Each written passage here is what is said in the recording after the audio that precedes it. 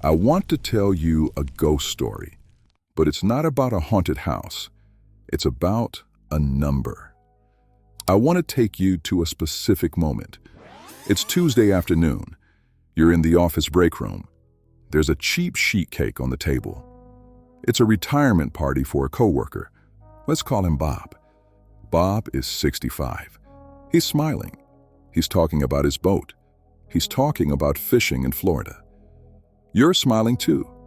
You're eating the cake. But inside you are doing the math.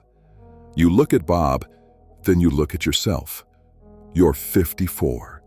You have nothing saved. And a cold realization hits you. I am never going to get a cake. You go back to your desk. You open your phone. You panic search, how much do I need to retire? And the internet spits out a number. Maybe it's 1.46 million. Maybe it's 2 million. You look at that number, then you look at your checking account. Then you feel that cold pit in your stomach. And then you do the worst possible thing. You close the browser. You turn off the phone, and you stop looking. Behavioral economists call this the Ostrich Effect. When the gap between where you are and where you think you need to be is too big, the human brain shuts down. It perceives the goal as impossible, so it decides that trying is a waste of calories. The industry tells you that if you don't hit that $1 million mark, you're going to be sleeping in a tent under a bridge. I am here to tell you that is a lie. That number is designed to make you feel like a failure, so you'll buy financial products. It is a wealth number, but you don't need a wealth number right now. You need a solvency number. So, today, we are going to fix this. By the end of this video, we are going to calculate a finish line you can actually see. We are going to replace the millionaire myth with a specific 15-year bridge that gets you to safety. Put the anxiety away. Grab a napkin, let's do some math. Here is why the standard advice makes you want to throw up. The financial industry runs on a formula called the replacement rate. They assume you need to replace 80% of your pre-retirement income to be happy. They assume you want to travel to Tuscany every autumn and buy a new Lexus every 4 years.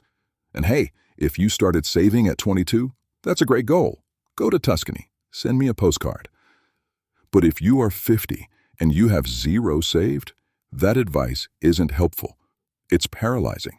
It's like telling someone who just wants to learn to jog that they have to qualify for the Olympics. If that's the standard, you're never going to put on your running shoes. The truth? You don't need to replace 80% of your income. You need to replace the cost of your dignity. Dignity is a roof that doesn't leak. It's heat in the winter. It's healthy food. It's internet access. It's the ability to spoil the grandkids occasionally. That cost is significantly lower than the millionaire myth. We have to stop grading ourselves against the people who have been maxing out their 401ks since the Reagan administration. We are playing a different game now. We are playing a game of solvency. Right. That's the emotional baggage check. Leave it at the door. From this second forward, we are trading anxiety for a plan. Before we get into the hard numbers, I need you to understand the bridge math. Imagine a wide river. That river represents your retirement. On the left bank, that's the salt shaker. That's you right now. You are working, you have income. On the right bank, the pepper shaker, that's you at age 70. Why 70? Because for late starters, that is the new target for maximum Social Security. At age 70, you have a guaranteed income stream from the government that is inflation adjusted and lasts until you die. The problem is the gap between the two banks. That's the river. The millionaire myth tells you that you need to fill the entire river with concrete. They want you to have enough money to walk across dry land. That takes a mountain of cash. But you don't need to fill the river. You just need to build a bridge. A bridge doesn't need to be solid earth. It just needs to be strong enough to hold your weight for the specific years between when you stop working and when Social Security kicks in fully, or to cover the small gap between your Social Security check and your bills. Think of your savings like a leaky bucket. I know, usually a leaky bucket is bad, but in retirement, it's actually the plan. You fill the bucket now, savings, and later you are supposed to let the water leak out, spending, to keep you hydrated. You don't need the bucket to stay full forever. You just need enough water in there to last until you get to the other side of the river. Once you realize you are building a bridge, not a continent, the number gets a lot smaller. Okay, let's build the solvency number. Step 1 is the gap. We are going to use the Elder Index. This is a real economic metric, not a marketing tool, developed by the University of Massachusetts. It calculates the actual cost of living for older adults to remain independent. As of the latest data, for a single renter in good health, the national average for a dignified life is roughly $33,000 a year. If you own a home without a mortgage, it drops to about $27,000. Let's be conservative. Let's say you need $36,000 a year to live with dignity. That's $3,000 a month. Now, look at your Social Security. If you wait until 70, the average check is projected to be around $2,000 to $2,500 a month in today's dollars. Let's call it $2,200. Do the math. Need $3,000. Have $2,200. The gap, $800 a month, or roughly $10,000 a year. This is your target. You don't need to generate $100,000 a year from investments. You need to generate $10,000. To generate $10,000 a year using the standard 4% rule, which means you can withdraw 4% of your savings annually without running out, you don't need $2 million. You need $250,000. Is $250,000 a lot of money? Yes. Is it $1 million? No. It's a quarter of that. Suddenly, the mountain looks like a hill. It's a steep hill, sure, but you can hike a hill. You can't climb Everest without oxygen, but you can hike a hill. This is your solvency number. It's the amount of money required to fill the gap between the floor of Social Security and the cost of basic dignity. Write that down. Calculate your gap. Multiply the yearly gap by 25. That is your finish line. Step 2 is the sprint. If you are 50 years old, you do not have 40 years to let compound interest do the heavy lifting. The time lever is broken. So we have to pull the savings rate lever. We are entering a 15-year sprint from age 50 to age 65. Here is the good news. The IRS knows you're late. They actually built a back door for you. It's called catch-up contributions. In 2026, the 401k limit is $24,500. But if you are over 50, you get to throw in an extra $8,000. That is $32,500 a year you can shelter from taxes. Now I get it. You might be saying, Frank, I don't have $32,000 lying around. I know, but we need to get as close to aggressive saving as humanly possible. Let's look at the super saver math. If you are starting at zero at age 50, and you save $1,000 a month, that's it, $1,000. And you invest it in a boring, low-cost index fund that returns a conservative 6% or 7% after inflation. In 15 years, at age 65, you will have roughly $300,000. Remember our solvency number from step 1. We needed $250,000 to bridge the gap.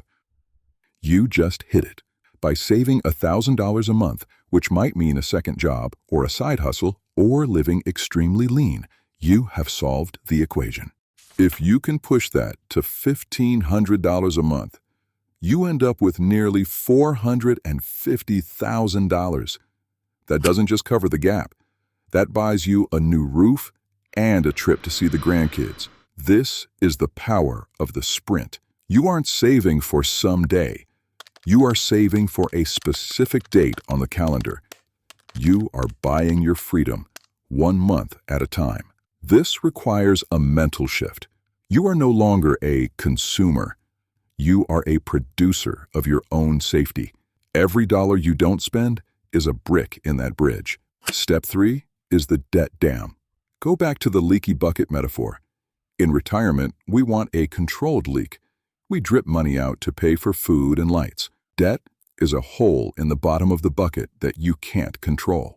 If you retire with a mortgage, a car payment, and credit card debt, the gap we calculated in step 1 explodes. If your need goes from $3,000 a month to $5,000 a month because of debt payments, your solvency number jumps from $250,000 to $750,000. You just tripled the difficulty of the game. The most powerful investment you can make at age 50 is not Nvidia stock. It is debt elimination. Financial planners love to argue about arbitrage. They say, "Oh, Frank, don't pay off the mortgage if the rate is 3% and the market returns 8%. Mathematically, maybe they're right. Psychologically, they are dead wrong. When you are a late starter, you need to lower your burn rate.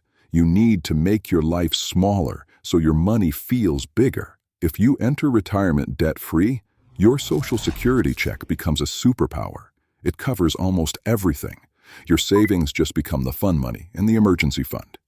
If you enter retirement with debt, Social Security is just a coupon that barely covers the interest.